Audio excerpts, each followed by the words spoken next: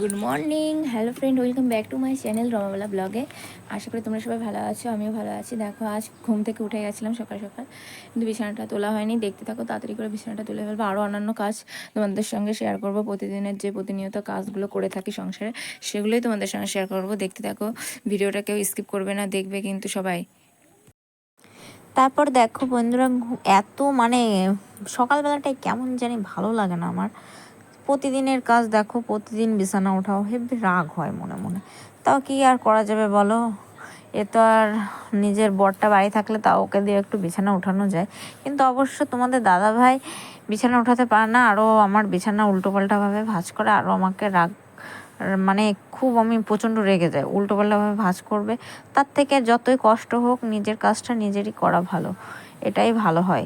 যতই কাউকে দিয়ে কাজ করে না, এই করো, এই ওটা ভাঁজ করলে না কেন, এটা ভাঁজ করলে না কেন, হাজারটা বলতে বলতে মুখ ব্যথা হয়ে যায়, আরও রাগ ধরে। তার থেকে নিজের করাই ভালো। তারপরে দেখো, আমি ভাবছিলাম আজ একটু ঘরটা ঝেড়ে নেব, কারণ একটু মাকড়সার জাল টাল আশেপাশে আছে, তাই আমি দুপুরবেলাতেই ঝেড়ে নেব। তারপর দেখো, আমি তাও বিছানাটা উঠাচ্ছি ভালো করে, কারণ দুপুরের পরেই ঝাড়বো সব কিছু, আবার নামিয়ে টামিয়ে সব কিছু আমাকে রাখতে হবে। তারপর আমি দেখো তাড়াতাড়ি করে বিছানাটা উঠিয়ে নিচ্ছি। তোমাদের একটু দেখিয়ে নিলাম খাটটার চারপাশটা। আর ড্রেসিং টেবিলটাও খুব নোংরা হয়েছে, সেগুলো আমার মুছতে হবে। আর আলনাটা আমি কাল রাত্রেই ভালো সুন্দর করে একটু মুছেছি, ভেবেছি আবার আজ রাত্রে সুন্দর করে আরও একবার গুছিয়ে নেব, কারণ আলনাটা 4-5 দিন পর পর একটু ভালো করে না সাজালে কেমন যেন লাগে। আর খাটের তলাটা আমিও ঢুকে যাব, কারণ অনেক দিন, প্রায় 3-4 দিন হয়ে গেছে খাটের তলা আমি ঝাড় দিই না। কারণ অবশ্য আমি প্রতিদিন খাটের তলায় ঢুকতাম, আর এখন 2 দিন পর পর অন্তর খাটের তলা ঝাড় দিই, কারণ প্রতিদিন এখন সম্ভব নয়। তাও কি আর করবো, মনে একটা খুঁতখুত থেকেই যায়। তারপর চারিপাশটা ঝাড়পাট দিতে হবে, কারণ ঘর যদি ভালো করে ঘর ঝাড় দেওয়া হয় না বন্ধুরা, তাহলে একটা 3-4টে রুম যদি থাকে, অন্তত 1 ঘন্টার কাছাকাছি লাগে এরকম ভালোভাবে ঝাড় দিতে গেলে।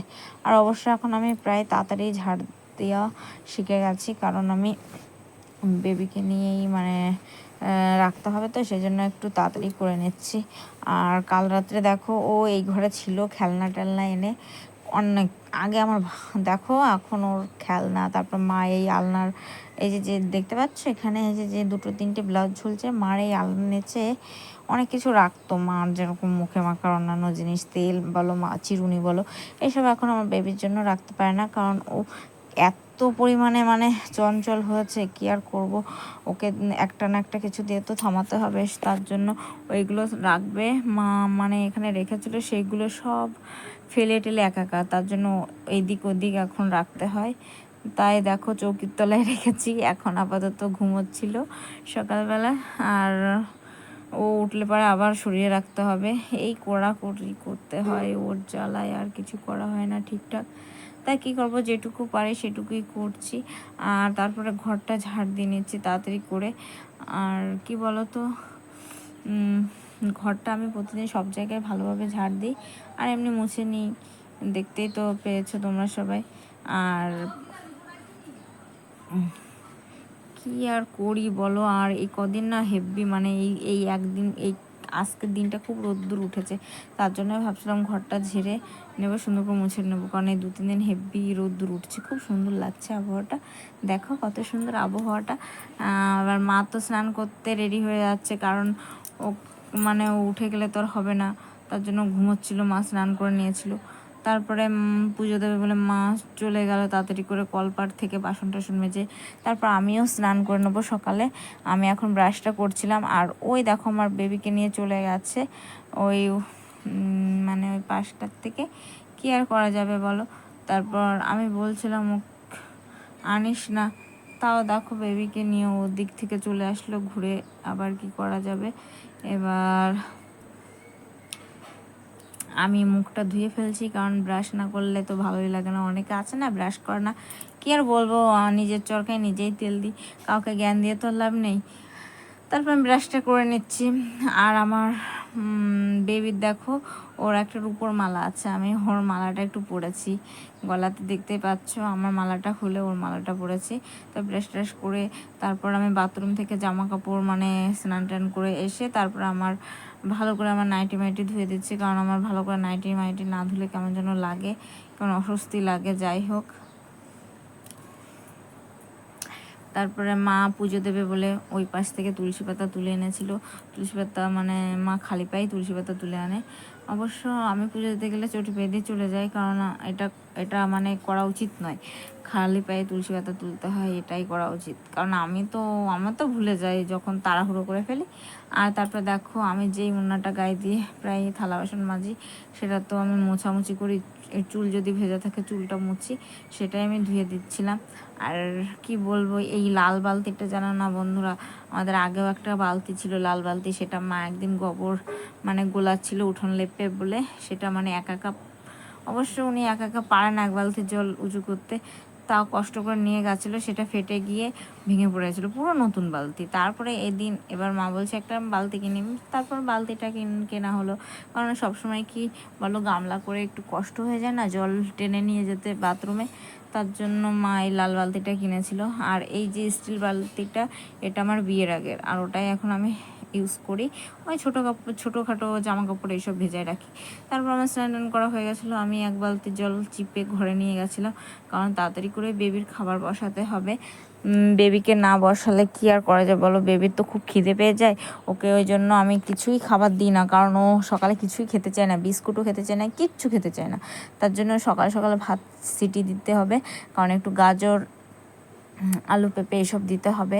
ওই দেখো আমি নিয়ে এসেছি, এক দাদাবাড়ি রেখে এসেছিলাম, পেছনের বাড়ি এক দাদাবাড়ি আছে, ওনাদের বাড়ি ফ্রিজ আছে, ওনাদের বাড়ি থেকেই নিয়ে আসলাম। কারণ সবসময় তো বৌদিকে ডাকা যায় না, কারণ বৌদিও ব্যস্ত মানুষ, বৌদির ফ্রিজেও আমরা রাখি মাঝে সাঝে, তার জন্য রাখলাম না এই কদিন, কারণ দাদার কাছেই রাখি, দাদার ফ্রিজে, তার জন্য নিয়ে এসেছিলাম, ওর জন্য সব কিছু কেটে নিয়েছিলাম, তাই তোমাদের দেখালাম। তারপর দেখো তাড়াতাড়ি করে চাপিয়ে দিলাম গ্যাসে।